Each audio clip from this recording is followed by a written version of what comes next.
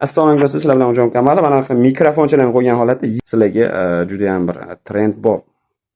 Nimali biologlar orasida, men o'qituvchilar yoki bo'lmasam o'quvchilar, talabalar oldin o'qib tugatganlar juda yaxshi biladigan trend mavzu bu mitoz va meyoz mavzulari 9-10 sinflarda o'tiladi. Ana shu mavzularni biz asta-sekinlik bilan bittalab, g'ijjalab o'rganamiz. Keling, sizlar mitoz nima degan savolga javob beringchi.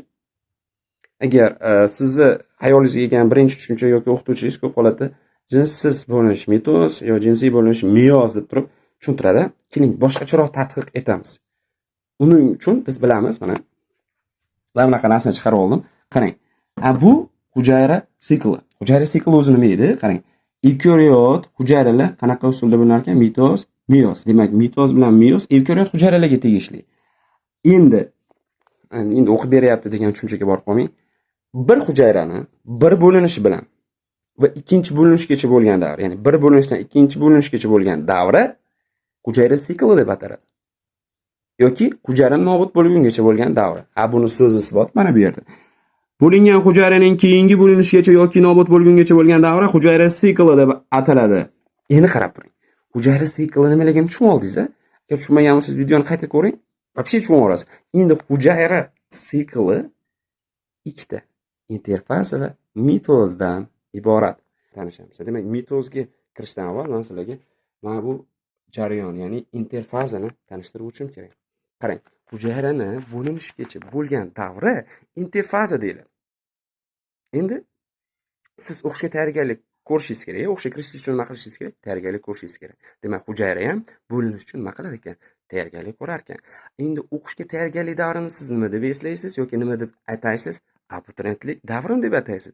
Xuddi shuni singari hujayrani ham bo'linishga tayyorgarlik davrini biz fanda interfaza deymiz. Bo'ldi. O'qishga tayyorgarlik davri bor va uni siz abituriyentlik davri deb atasangiz bo'ladi.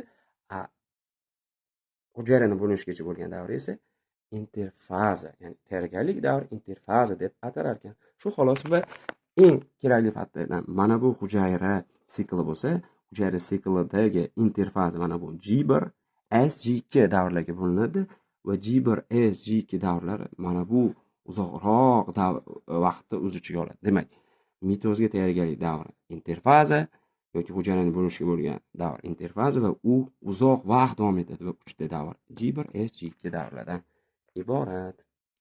G1 SG2 davrlardan iborat bo'lgan davr bu interfaza hisoblanadi. Interfazani G1 davri sintezdan oldingi davr deyiladi va unda hujayralar kattalashadi. Sintez davri uchun kerak bo'ladigan ATF, RNK fermentlar sintezlanadi va DNKdagi umuman olganda hujayraning ichidagi naborlar DNK va xromosomlar mos ravishda 2n2s holatda bo'ladi. N xromosomalar soni, S esa DNKlar soni.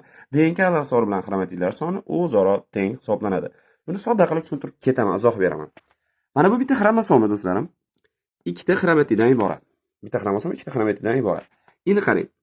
Bu xromatidalarning asosi nima desa? DNK. Buni sodda qilib tushuntirish qilaman, qarang. Mana bu ko'rib turganingiz bu list, to'g'rimi? Mana shu list ko'ryapman, bitta list. Endi unga rasm chiqib mana bunaqa ko'rgazmali qurolga aylantirganligi uchun bitta ko'rgazmali qurol deb atashimiz mumkin. Xuddi shuni singari xromatida ko'rgazmali qurol nomi, asosi esa DNK hisoblanadi. S davri sintez davri deb ataladi. Mana DNK replikasiyasi kuzatiladi. Xromosomalar tarkibidagi kiruvchi histon oqsillar sintezlanadi. Har bir xromosoma ikkita xromatidaga ega bo'ladi. Keyin to'res sentriolik qismiga oxir.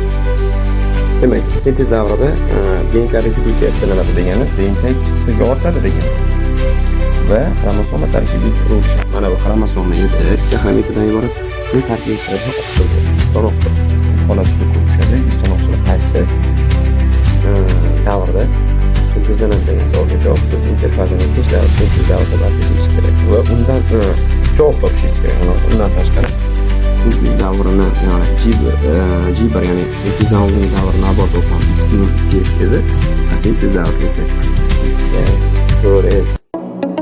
G1S va undan keyingi davr G2 davri haqida gaplashamiz. G2 davri sintezdan keyingi davr deyiladi va mitoxondriya 2 ga bo'linadi. Bo'linish uchug'i tarkibiga kiruvchi tubular oqsillar sintezlanadi. Nabor to'plam 2n 4s. Shunaqa do'stlar, ikkita e'tibor beradigan jihatingiz bor. Mitoxondriya 2 ga bo'linadi. Qachon? Sintezdan keyingi davr, ya'ni G2 da. Kitobingizni oching, yerinmay ochib turib qarang. Mitoxondriya qanaqa unit bo'lar ekan? Xuddi qo'shqab ketadi. Ana shu organoid 2 ga bo'linadi. G2 davrida va qolaversa bo'linish urchiq ipi. Tasavvurga ega bo'ling. Aniq ko'ring, mana bu bo'linish urchiq ipi. Ana shu tarkibiga kiruvchi oqsil. Mana bo'linish urchig'i tarkibiga kiruvchi oqsil bor. U bo'lsa tubulin oqsili hisoblanadi. Adashtirib yubormang. Tubulin oqsili hujayra markazi, ya'ni sentriolalar tarkibiga ham kiradi, lekin bo'linish urchiq ipi tubulin oqsili orqali amalga oshadi. Ana u esa G2 davrida sintezlanadi.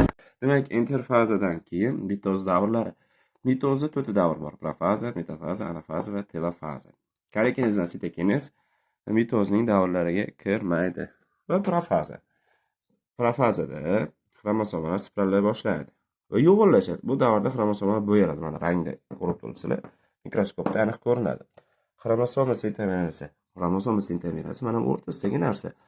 Ikkita xromatida birlashib bitta xromosomani tashkil etadi. Agar u hayvon hujayrasida shu profaza sodir bo'ladigan bo'lsa, sentriolalar qutb tomon tarqala boshlaydi. Natijada ulardan bo'linish urchiq mana bu yerda ko'ryapsiz, shakllana boshlaydi. Yadrochi yerib ketadi.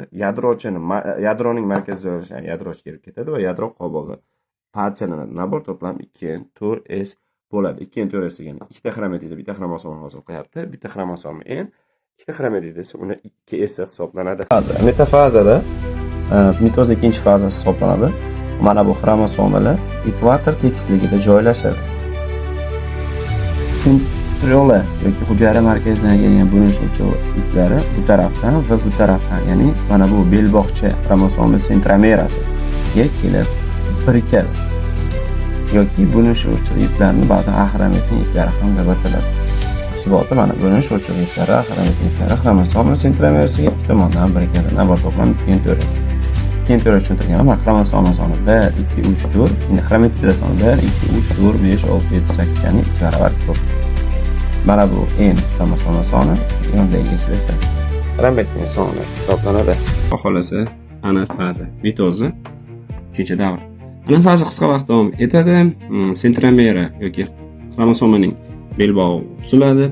Xromatning iplari qistirish hisobiga xromatidalar qutblarga tortiladi. Qutblarga xromosomalar ko'rinishda yetib boradi. Shunaqa. Kimdir o'qib beryapti deb o'ylashi mumkin, lekin bu yerda kitob qayerdan o'tganligini aytib ketish maqsad. Va mana bu xromosoma belbog'chasi shu ajralar ekan. Mana bu axromatin, ya'ni bo'linish urchiq iplar tortib beradi.